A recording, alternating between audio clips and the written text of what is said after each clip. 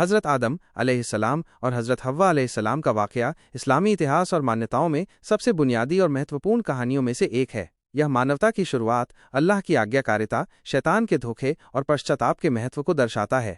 آدم علیہ السلام کی پیدائش، اللہ نے فرشتوں کو بتایا کہ وہ زمین پر اپنا خلیفہ پرتندھی بنانے والا ہے۔ فرشتوں نے سوال کیا کہ کیا وہ ایسی مخلوق بنائے گا جو زمین پر فساد اور خون خرابہ کرے گی، لیکن اللہ نے کہا کہ وہ جو جانتا ہے وہ نہیں جانتے۔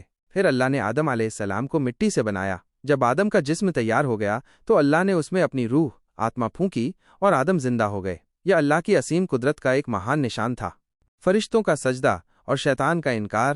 اللہ نے آدم علیہ السلام کو علم، گیان عطا کیا، انہیں تمام چیزوں کے نام سکھائے جو فرشتے بھی نہیں جانتے تھے۔ پھر اللہ نے فرشتوں کو حکم دیا کہ وہ آدم کو سجدہ پرنام کریں۔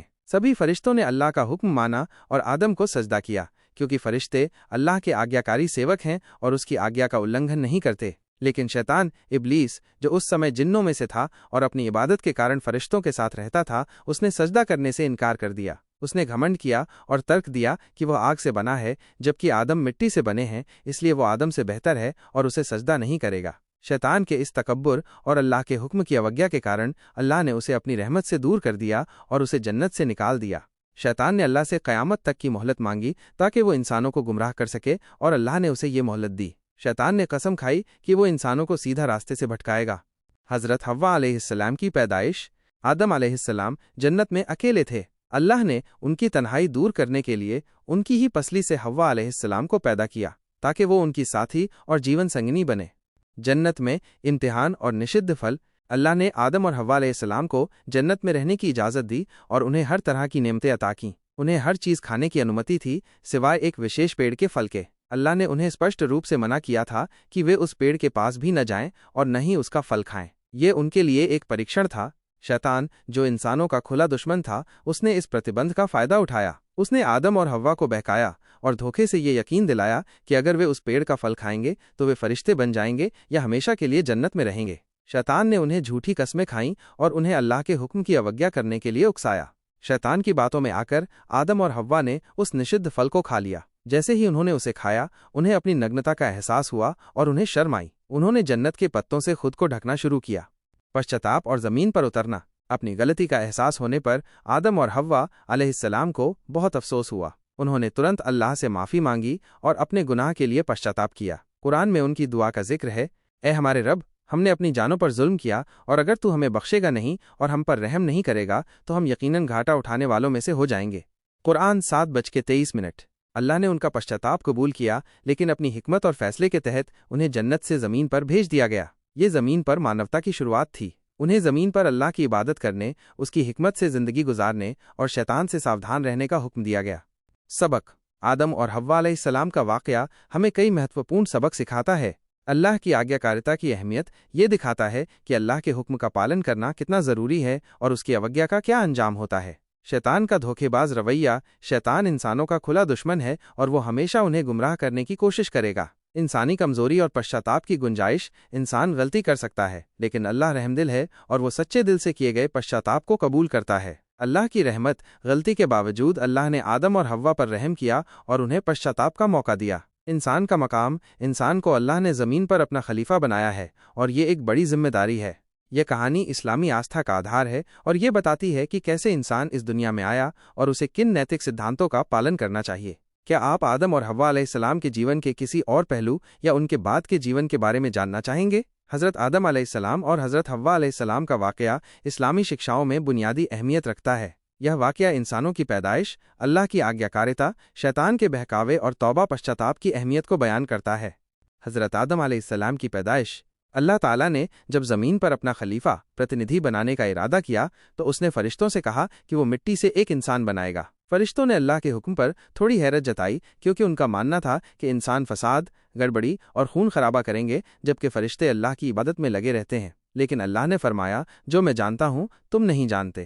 اللہ نے زمین کے الگ الگ حصوں سے مٹی لے کر آدم علیہ السلام کو بنایا۔ اس مٹی میں کئی رنگ اور بناوٹیں تھیں جو انسانی نسلوں کی وودھتا کو درشاتی ہیں۔ جب آدم علیہ السلام کا پتلا تیار ہو گیا تو اللہ نے اس میں اپنی روح آتما پھونک دی اور آدم علیہ السلام کو زندگی مل گئی۔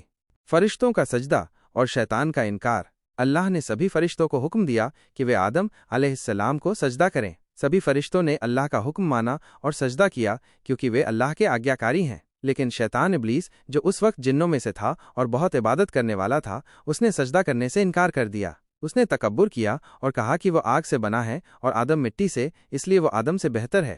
اس نافرمانی اور گھمنڈ کے کارن اللہ نے شیطان کو اپنی رحمت سے دور کر دیا اور اسے جنت سے نکال دیا۔ شیطان نے اللہ سے قیامت تک کی مہلت مانگی تاکہ وہ انسانوں کو سیدھے راستے سے بھٹکا سکے، اور اللہ نے اسے یہ مہلت دی۔ شیطان نے قسم کھائی کہ وہ انسانوں کو ہر ممکن طریقے سے گمراہ کرے گا۔ حضرت حوا علیہ السلام کی پیدائش۔ آدم علیہ السلام جنت میں اکیلے تھے اور انہیں ایک ساتھی کی ضرورت محسوس ہوئی۔ اللہ نے ان کی تنہائی دور کرنے کے لیے حضرت حوا علیہ السلام کو پیدا کیا۔ حدیث کے انصار حوا علیہ السلام کو آدم علیہ السلام کی پسلی سے پیدا کیا گیا تھا جب آدم علیہ السلام سو رہے تھے۔ اس طرح حوا علیہ السلام ان کی ساتھی بنی اور انسانی نسل کی شروعات ہوئی۔ جنت میں رہنا اور ایک درخت کا امتحان۔ اللہ نے آدم اور حوا علیہ السلام کو جنت میں رہنے کی اجازت دی۔ انہیں جنت میں ہر طرح کی نعمت حاصل تھی اور وہ جو چاہیں کھا پی سکتے تھے سوائے ایک خاص درخت کے پھل کے۔ اللہ نے انہیں اسپشٹ روپ سے منع کیا تھا کہ وہ اس درخت کے پاس بھی نہ جائیں اور نہ ہی اس کا پھل کھائیں۔ یہ ان کے لیے ایک آزمائش تھی۔ شیطان کا بہکاوا اور خطا۔ شیطان نے آدم اور حوا علیہ السلام کی اس کمزوری کا فائدہ اٹھایا۔ اس نے انہیں بہکانا شروع کیا۔ اس نے ان سے جھوٹ بولا کہ اللہ نے انہیں اس درخت سے اس لیے منع کیا ہے تاکہ وہ فرشتے نہ بن جائیں یا ہمیشہ جنت میں نہ رہ سکیں۔ شیطان نے اللہ کے نام کی جھوٹی قسمیں بھی کھائیں تاکہ انہیں یقین دلایا جا سکے کہ وہ ان کا خیرخواہ ہے۔